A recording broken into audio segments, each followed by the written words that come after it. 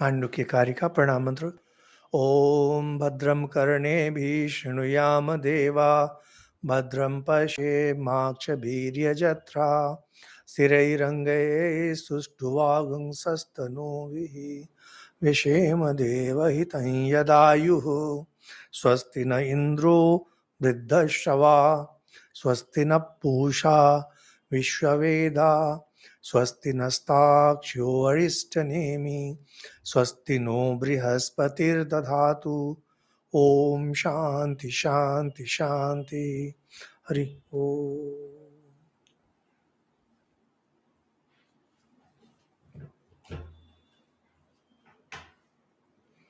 So, we have been discussing quite a few interesting things about the reality of nature, reality of existence.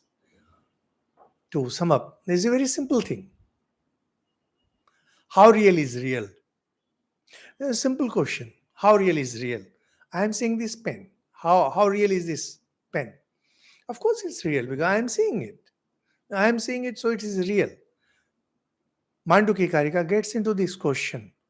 Now, when you talk about this reality, just think of this pen. Here is this pen. Does it have a real existence? Because the moment you say it has a real existence, it essentially means it has an absolute independent existence. Those of you who are interested in philosophy, particularly in Indian philosophy, because Western philosophy badly lacks these finest of arguments, because Indian system is far more deep. To the problem with the Western philosophy is that they go strictly by what they think, and very often their thought process, just their thinking, that itself is taken as philosophy. And logic, they use logic, no doubt, but the depth of arguments and the depth of perception that we have in Indian system of thoughts, both Astik Darshan and Nastik Darshan. Astik Darshan are those that are based on the Vedas. Nastik are those who do not accept the infallibility of the Vedas. So, both the darshan, it belongs to Nastik darshan. So, they are essentially discussing the nature of reality. Because you might wonder, some of you might wonder, why do we need this? Like, if you persuade a friend of yours or somebody from your family to listen to one of these talks, I'm sure that person will think that he or she has entered some kind of madhouse. Why we are discussing this? Here is this pen. I know of this pen. Like, famously, there was Robert Ingersoll in America. He was a great rationalist, realist, and Swami Vivekananda had met him, and Ingersoll had become pretty old. And the famous argument that Ingersoll had used: here is this orange. I am sure of this orange, and let me enjoy this orange till I live. This is a very simple thing. Why do you need philosophy to understand this? And why go on discussing? Why go on discussing all this? If the world is there, good for it. If the world is not there, good for it. Why do you come disturbing me? Because for me, this world is there. This world is very much true for me. Why should I get into all this discussion? Because Vedanta is not a dry philosophy. Vedanta is a spiritual philosophy. And like every spiritual path, it's a way of life. See, nowadays, those of you who are into reading newspapers and all, you might see a wonderful statement coming these days. Hinduism is not a religion, it's a way of life. What exactly they mean to say, I can't understand. Because before you say Hinduism is not a religion, it's a way of life, you please define what is a religion and what is a way of life. If you say that, I mean, it's somebody founded it, well, then science is no science because science was not founded by any person. What about that? Then science is no method of knowledge simply because science was not founded by anybody. What argument? And way of life. Do you mean to say that Islam is not a way of life for the faithful? Do you mean to say that Christianity is not a way of life for the faithful? What exactly you are talking? See, these are all the desperate and concerted effort by the really mischievous to kind of discredit Hinduism as if Hinduism is no religion. And what the Hindus have been practicing is false religion, etc. And people don't even raise voice against it. What do you mean by learned people are telling this, right? Hinduism is not a religion, it's a way of life. Please explain what is religion. Everything that every criteria that a religion has, Hinduism is mother of that. Forget about following the criteria. The mother of that. Other religions are founded by one sage. Hinduism has been contributed by hundreds and thousands of sages. It's not only mother, it's grandmother, it's grandfather of religions. But no, it has to be discredited. Because if Hinduism stands in its majesty, other religion, other religions lose their relevance. So Hinduism has to be cut down. Every spirituality, every spiritual path is a way of life. Is that true of, say, Western philosophy? Just name any of these, say, let's say Spinoza. Will you say that you can be there can be a way of life of Spinoza? No, it cannot be. Because you will see that there was this Epicurus, and there was Epicurean way of life, which is Epicurus himself was a very good sage and all, but unfortunately his philosophy got diluted. People did not understand, and the conclusion was that eat, drink, and be merry. This is Epicurean philosophy. But there's no philosophy because any normal being wants to live like that. Any animals live like that. So what's so great about it? Will you say that this is Aristotelian way of life? No. People do talk about Platonic love, but does anybody talk about Platonic way of life? No. Because to follow a way of life, spirituality is a must. Vedanta being a way of life. See, if you ask me strictly, entire Western philosophy, I don't mean any insult, I don't mean to hurt them. And Western people, they have money, they have power. You can't even dare contradict them. Western philosophy is actually no philosophy. There was Saint Augustine. He was a philosopher, no doubt about it. He was trying to explain, but he was just trying to explain Christianity and trying to give a rational basis. So was Spinoza kind of trying to do. But unless a philosophy becomes a way of life, it's no philosophy. It's just dry argumentation. It has no value in Hinduism. You can say that there's some kind of knowledge bank. Yes, perfectly. Nothing wrong with it. They are trying to shed light on certain areas of which sometimes we may not even be aware. Perfectly all right. Nothing wrong with it. But philosophy, no. Philosophy has to be a way of life. Vedanta being a way of life, it says that what you're saying is absolutely correct. But there will be occasions in your life when you lose somebody dear. You want something dearly and you don't succeed. Then there is pain. As Buddha said, everything is pain. Those are the moments when you start wondering if this all is true, if this all is real. This is one. Secondly, most of us behave like excited kids. There's so much of nervous energy within us. We're always trying to run, always trying to achieve something. But some people amongst us, they love calmness. They love the quiet of thinking. And once they enter that realm of calmness, they realize that the reality that appears before us is no real.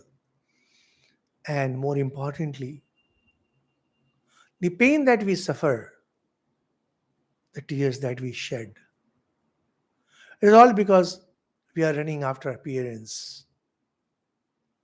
We are not trying to grasp the reality.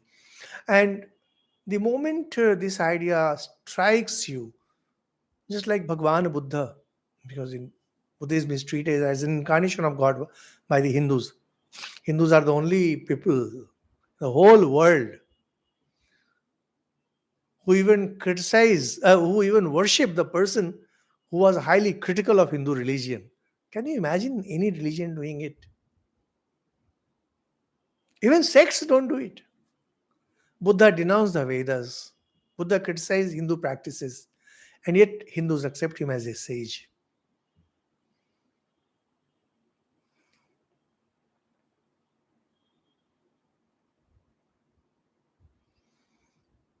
Once this analysis becomes, as Buddha said, everything is misery. And that is when you start questioning things. There might have been silent minds. So you have two kinds. One who sees pain in everything, and there are people who are curious to know what lies beneath the reality. Depending on what kind of mind you have, you will come up with different kinds of philosophy. And that's how we have Nyaya and Sankhya and Vaishesik, etc. And those of you who have been following our previous classes, I find that our number of viewers has decreased rapidly in last some classes, which means that probably our classes are no more interesting or maybe no more useful. But since we have taken up this task, we will have to complete it. That's Karma Yoga. Karma Yoga means whether people listen to you or not, you will have to complete the work. In the process, Mandukya Karika demolished some of the philosophies. And the last one that we were discussing was Vijnanavad of Buddhists. According to Vijnanavad, there is some kind of temporary consciousness.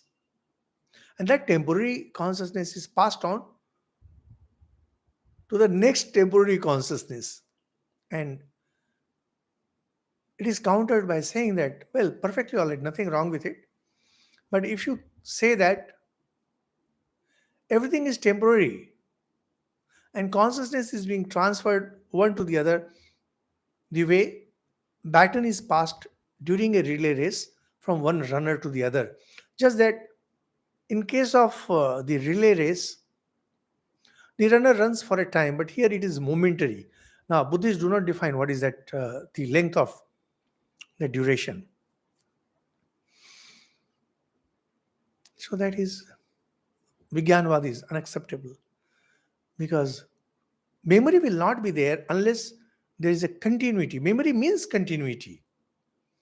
Or if you say that actually they also have answers to this, and it's a very difficult thing, and that's why people have to accept that particular philosophy which suits his mentality. And that's why you will find a very serious problem with the Christian world today. In the Christian world, because they don't have that variety. They have the Catholics, they have the Protestants, they have other sects. But going simply by the philosophy, this philosophy suits me. They have beliefs. This belief suits me and that belief suits me, and they come ask challenging Hinduism. No, it's not that way. Hinduism runs strictly on philosophy.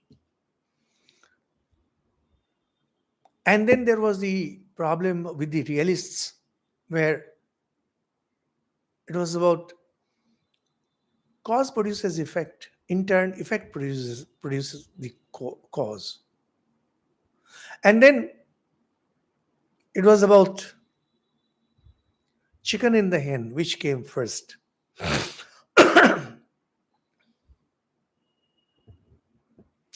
One probable solution was that they are eternal. Cause and cause and effect both are running simultaneously, eternally. Kind of, they're running in a cycle. How? The way seed and tree run continuously. And the realists objected that the example of father and son producing father is not correct. It should be more like tree producing seeds and seeds producing the tree. With this background, we begin our verse number 23.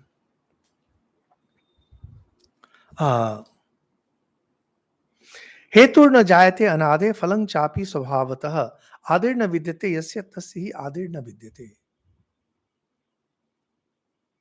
It's a very simple argument and profound.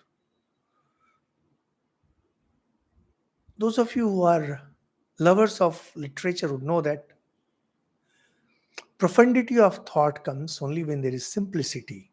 Complex things do not make profound things. Simpler the truth, profounder its implication. Same here. Says, हेतुर न जायते अनादे फलं चापि स्वभावतः आदिर न विद्यते यस्य तस्य ही आदिर न विद्यते. To remind you, Vedanta is attacked on its premise of Maya. But Maya will be explained. Maya will be explained later. And if you are a serious student of philosophy, with not only my due respect, with my humblest of homage to greats like Ramanujacharya and Madhvacharya, I really don't understand why they went to attack Maya.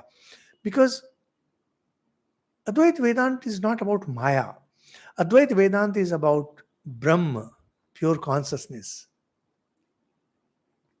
Dear listeners,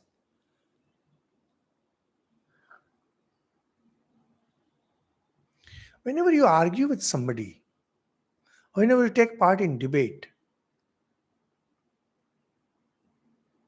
if you really want to be successful, if you really want to be remembered, that's a very important thing. There was a time when British Parliament produced best of parliamentarians. And their arguments were really of hugely high standards. Now, when you look at the contemporary politics all over the world, you'll find that whenever a politician speaks something, his opposition pounces upon him. And the arguments that these opponents use is often laughable. At least I find it ridiculous. There have been moments when I feel like writing somewhere that why do you use such arguments? If you really want to be very good at argumentation, first look at the basics, fundamentals of that system. Then find out the loophole. And then put dynamite sticks there. Or as they say, RDX. Put.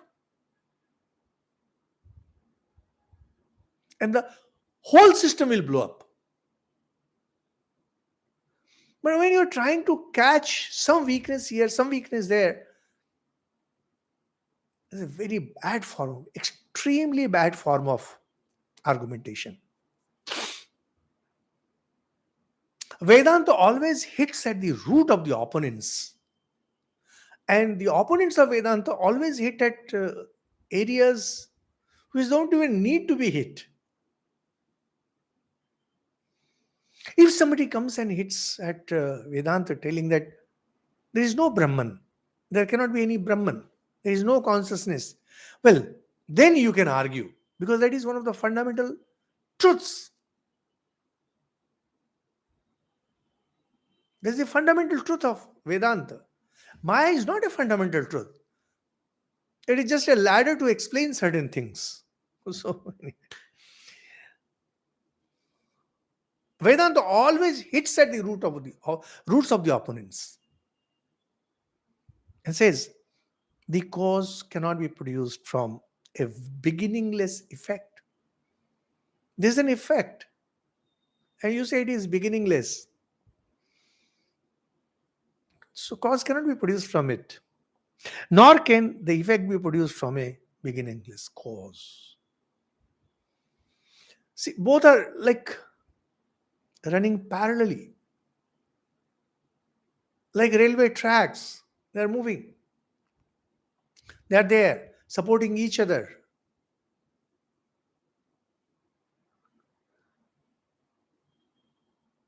Never, but never meeting. As far as railway tracks are concerned, they may be very good for transportation. They may be very good as a metaphor in certain aspects of life. But when it comes to the meeting ground of cause and effect, parallel tracks cannot explain that. You say that cause and effect may be parallel. So in case of the hen and the chicken, the seed and the tree, both are eternal. Perfect, nothing wrong with it. Sounds so great. But in that case, cause will not be produced from the effect, nor the effect will be produced from the cause. So, like for example, uh, quite often we are talking about cause and effect, cause and effect, cause and effect. But does cause and effect work truly in our daily life? Actually, no. What happens is, those of you have some idea about mathematics. In mathematics, sometimes there are in certain series which are infinite. You cannot solve them. So what you do is you cut a slice from in between, solve it, and apply it throughout. But that does not happen in philosophy. No, you cannot. What works in mathematics may not work in philosophy. So neither can cause produce effect, nor can effect produce cause, because that will be a contradiction. Why contradiction? Because you're telling that cause and effect both are beginningless. They're going on since eternity. If they are going since eternity, then cause could not have produced effect, and effect could not have produced the cause. Mimamsa, the main philosophy of the Vedas, they talk about body producing dharma, qualities, and dharma, good and bad. They ultimately result in body. So there must have been a beginning. You say no, they are running parallelly. So then don't say cause and effect. If you say there is no cause and effect, then what kind of explanation you are offering? Then naturally you will have to become some other system of philosophy. And every other system of philosophy is being demolished here. On the one hand, you say that you believe in cause and effect. And then you say that cause produces effect, effect produces cause. And when challenged, you say that they are beginningless. If they are beginningless, how can they be producer of each other? No, they cannot be. What is the simplest way out of it? There is neither cause, there is no effect. Ajatvad, unborn. There is no creation. Brahman alone exists. Whatever you are seeing, just here. It's frightening. It's frightening. Believe me, it's frightening.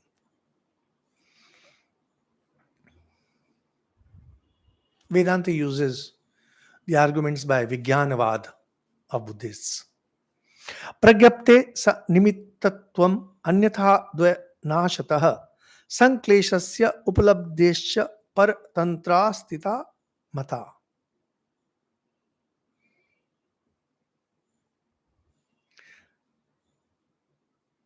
The realists will not spare Vedantis so easily.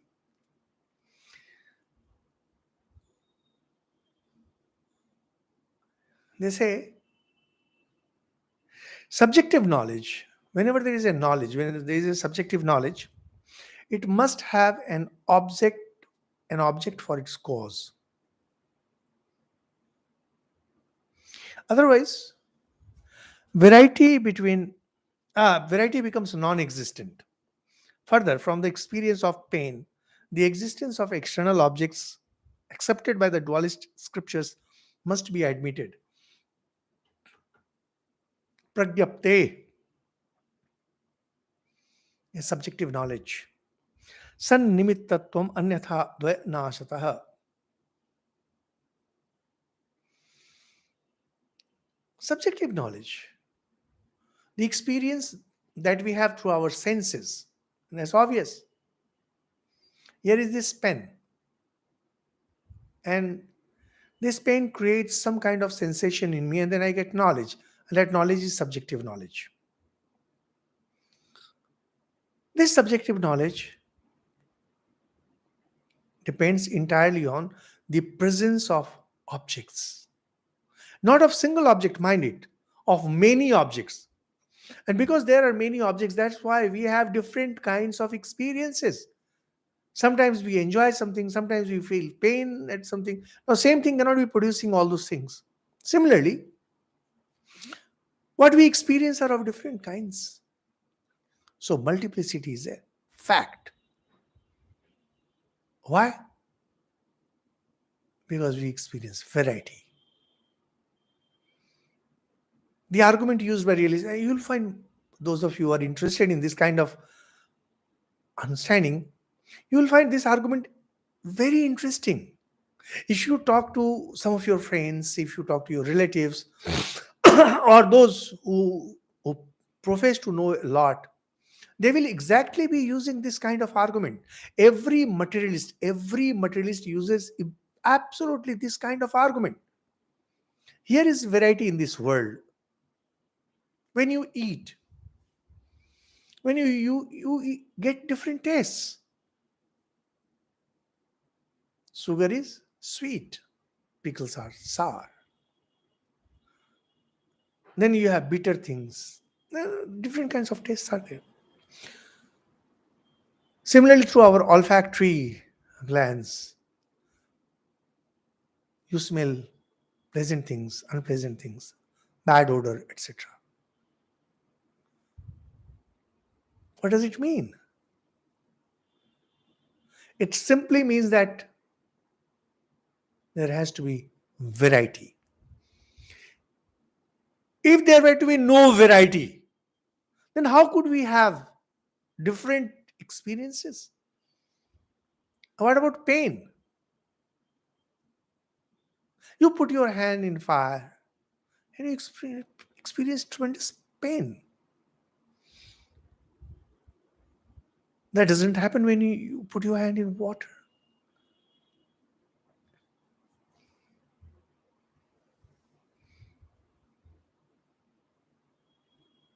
Put simply, in my language, awareness proves existence. So, in fact, I have named this awareness proves existence. If you're aware of something, it means it exists. For a very long time, I've been trying to write a monograph. It won't be a large work on mind. Thing is that Patanjali's Yoga Sutras, they have detailed every aspect of mind. Those of you who have not listened to our talks on Raj Yoga, I'll request you to listen to our talks on Raj Yoga. They're very good, and you will get a very good idea of and a neutral, impartial, and truly a fair idea of mind. So it's difficult for anyone to write on mind which our Patanjali has not already touched, that to around 2300 years ago. Amazing. However, what I've been thinking of is to relate mind and time and space, because mind is time, time is space, space is mind. That's what I believe. So I need to prove it. Now, one of the first statements is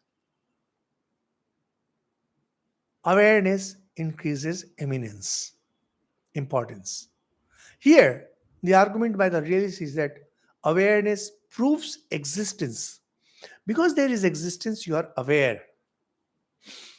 But no, this is not really a fact. I'm sure you'll find the difference very interesting. When you become aware of something, its eminence increases. For example, you are waiting for somebody. You are waiting for a train. Train is delayed. Now you become more and more aware of time. Because you become more aware of time,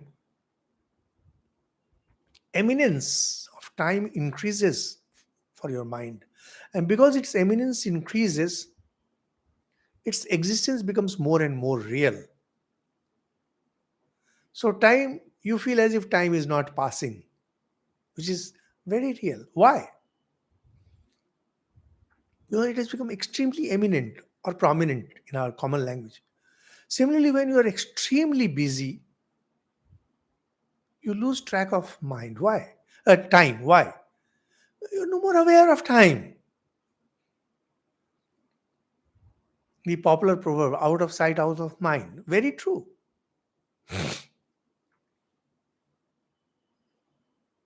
However, realists will talk exactly the opposite. They say that if it is there, you become aware.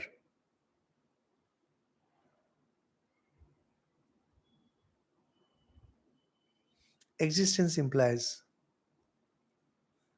awareness. But here they are arguing in just the opposite way. Since you are aware of something, it proves the existence. So, pragyan is being conscious of something, sense knowledge.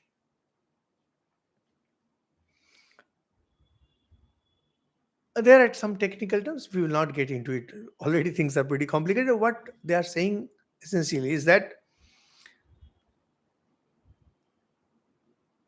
we experience these things, we experience the variety.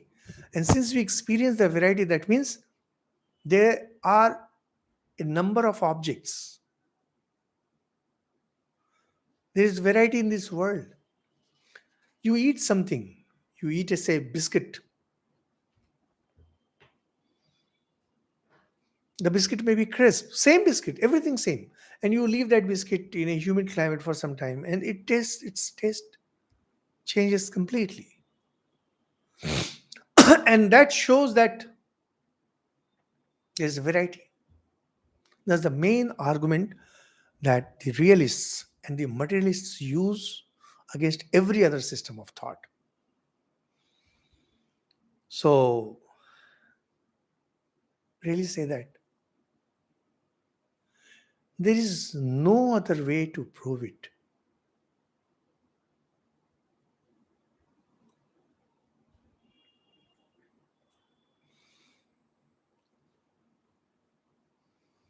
So, This knowledge is simply not possible unless there is some kind of contact with the external world. There has to be a contact with the external world, naturally, which means there is variety. Um, in fact, they use this example that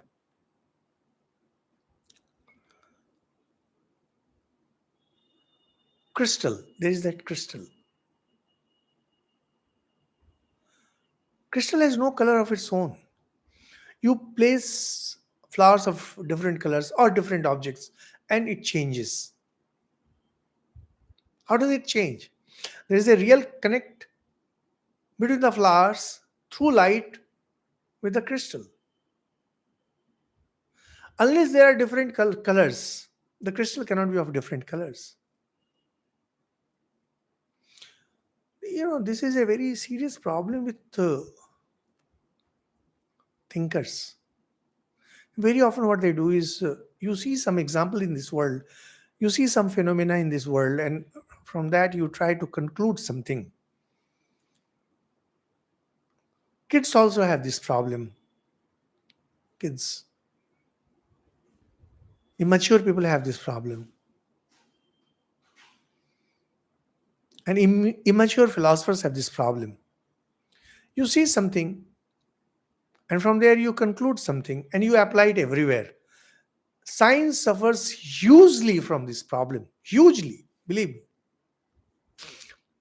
They see something and they conclude and they apply it everywhere. After some years, they find that the whole thing was wrong.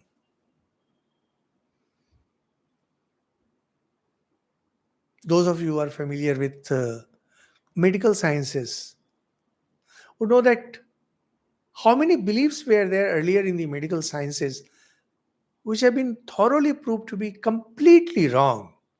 And not only wrong, something which was considered to be correct has been proven to be just the opposite. Simply because somebody thought that to be correct.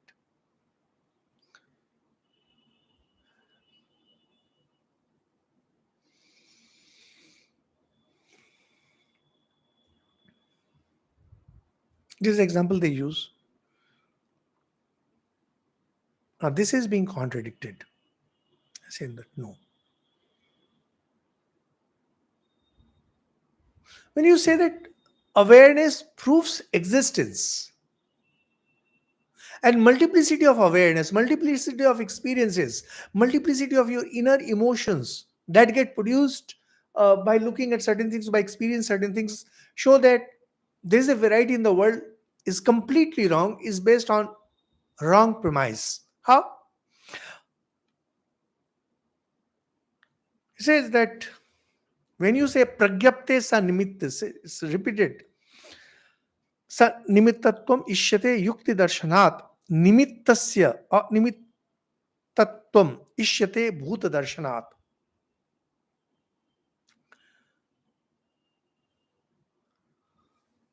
Actually, this argument comes from Vivekananda.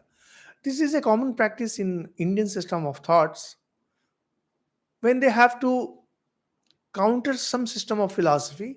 Not that they will always be giving their own.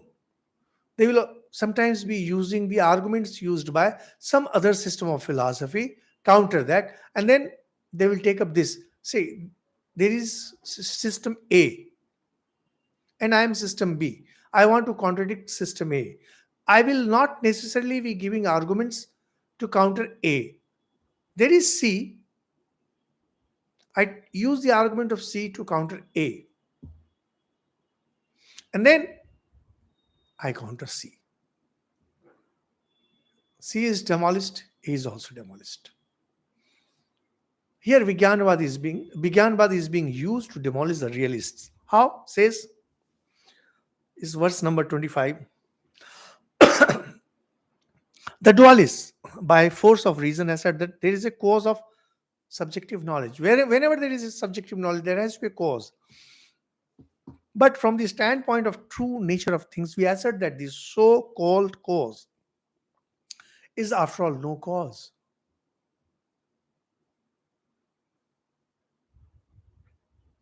You say that there has to be a cause, and the cause will produce effect.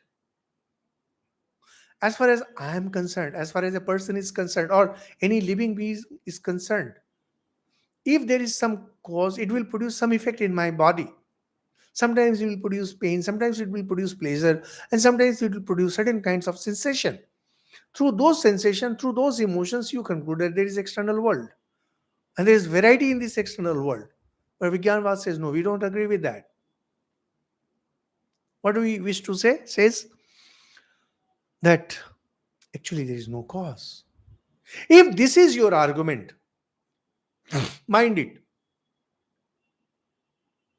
What Vigyanvad says and Vedanta accepts. So basically, Vedanta doesn't say that everything that Vigyanvad is telling is wrong. They say that your ultimate conclusion is wrong, but some of your steps are perfectly all right. And it says the same thing to Sankhya also. So what Vigyanvad says, that you are trying to prove realism. You are trying to prove the variety in the world. You are trying to prove the existence of world by the simple argument that I have variety of experiences. And if I have this variety, that shows no, we don't. We don't accept that as valid cause. And it gives long argument, which is not very difficult. Why? We have been going through these arguments. Says that even in dreams, very often it happens. Even in dream, you experience certain thing, and you have same kind of sensation. You have same kind of emotions.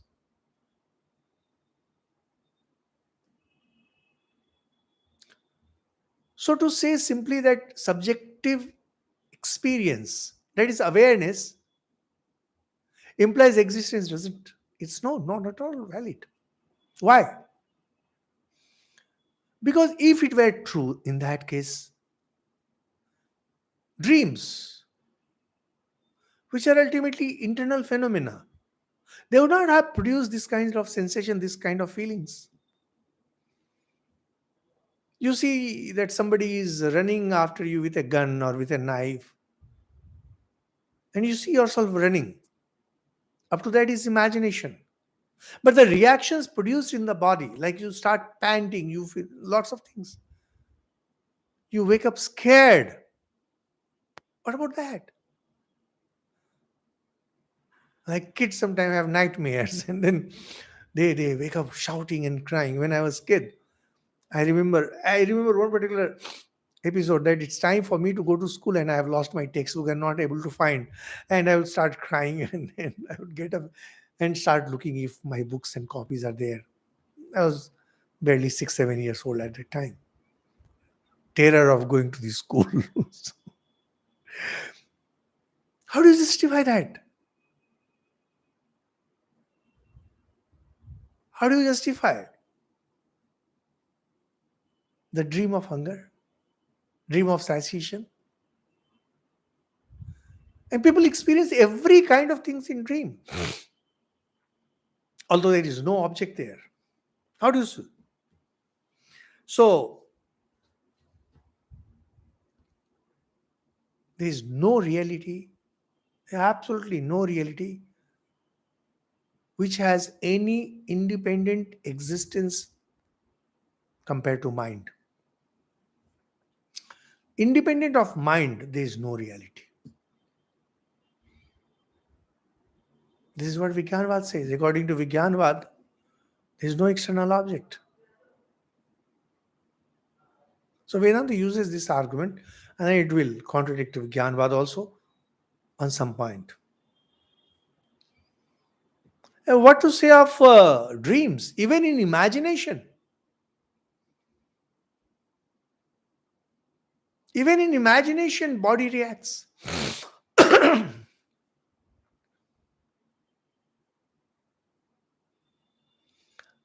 I think I told you the story of one of my brother monks here. Very nice monk. He does argue at times, but he's very nice person. And once he had a dream in which he was arguing with some brother monk, and out of anger he probably slapped that monk, and he felt so upset. He got up, his dream broke. It was kind of a nightmare because we can't dream of slapping some brother monk. And that day he was going to Belur Math temple, and suddenly thought of that incident, and he was feeling very sad. And suddenly his entire forearm, that hand, for no reason, absolutely no reason, it got swollen, as if hundreds and hundreds of bees have bitten him there. And he still tells that, see, look, I behaved badly in dream and I had to pay for it. It's a very interesting thing that he did something in dream. Much later, he was just thinking of this. His body reacted as if karma came to punish him. How do you justify this whole thing? No, there is no justification.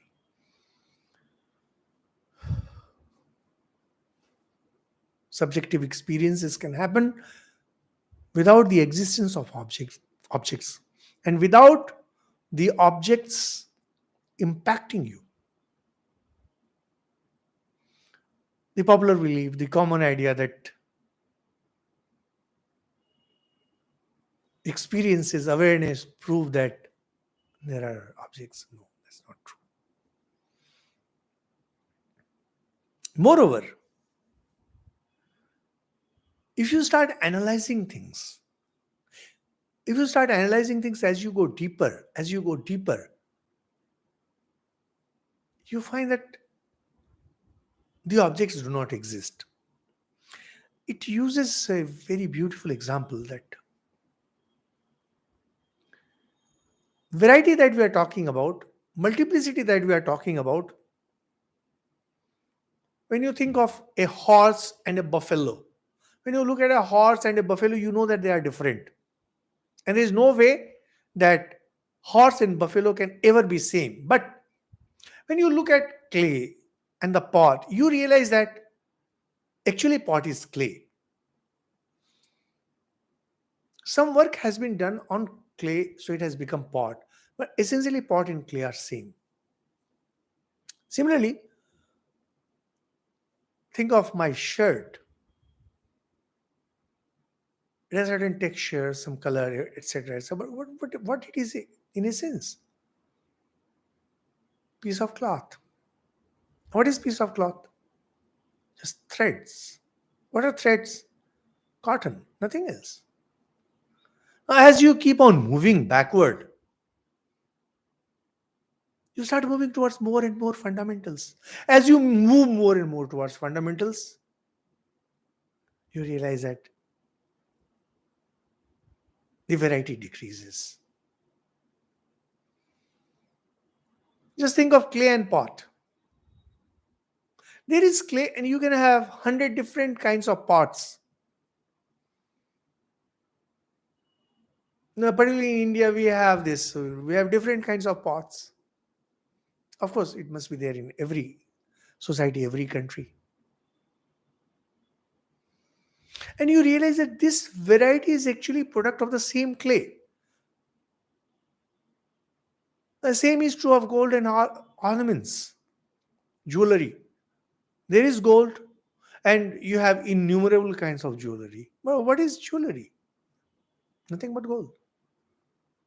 As you start pushing backward, you realize that variety is a misnomer. So, to assert that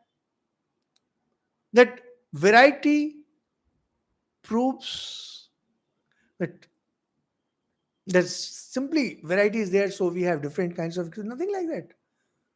Variety itself is a misnomer. There is no variety.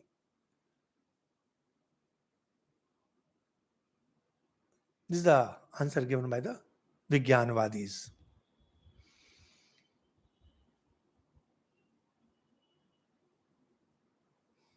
So your standpoint that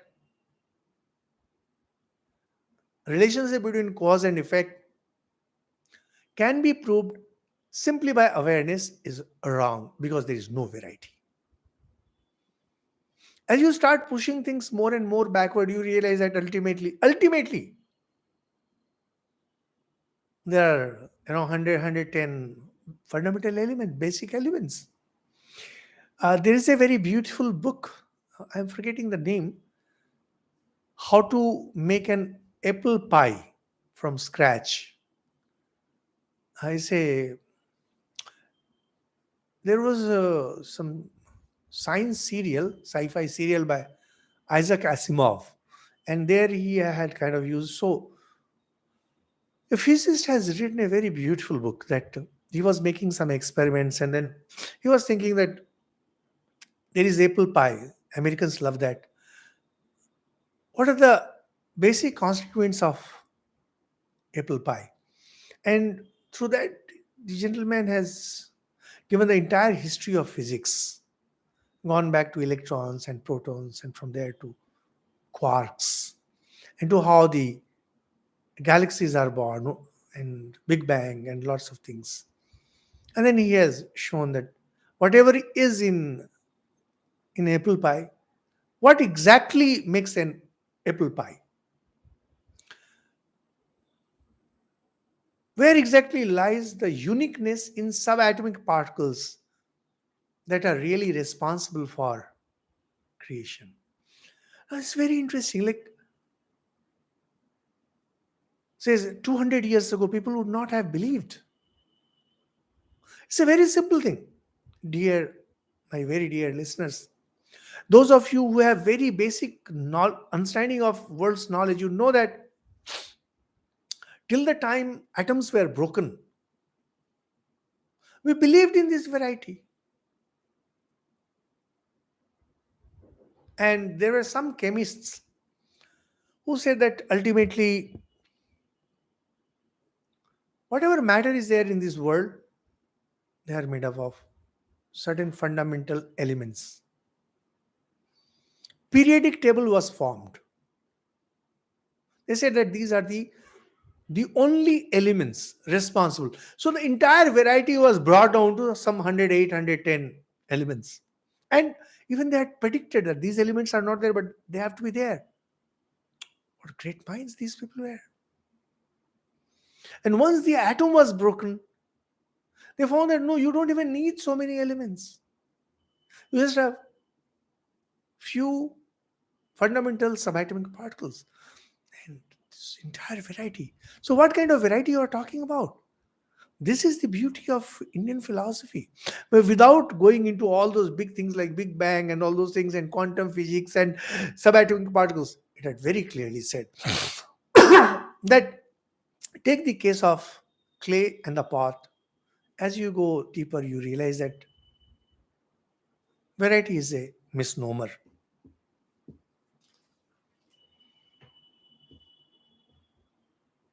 Variety is a misnomer. And whenever you have Bhranti Darshan and you see things wrongly, when you imagine things, it has the same effect. You see a rope in darkness, you think it's a snake, and it produces the same kind of emotions within you. And the kids, they see ghosts everywhere in darkness. And those imaginary ghosts or phantoms they produce the same kind of impact. What about that? You don't need variety to have emotions. Worse, variety itself doesn't exist in nature. Because? Because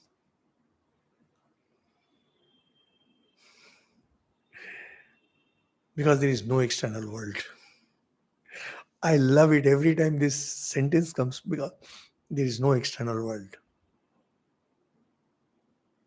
Because there is no external world. Variety doesn't exist. Not because there are few subatomic particles, but because There is no external world. Chittam na sansprishyati artham nartha bhasam tatheva cha abhuto hi yataschartham nartha bhasas tatah prathak.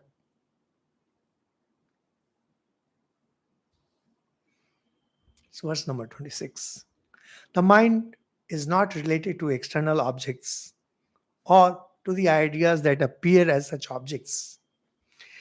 This is so because objects are non existent. Objects are non existent. This pen doesn't exist. Dear friends, dear listeners, the pen doesn't exist. And the ideas that appear as external objects are not distinct from the mind. What appears to you as external objects are actually the ideas in mind. This requires discussion. We will take it up in the next class because this will continue. Thank you so much.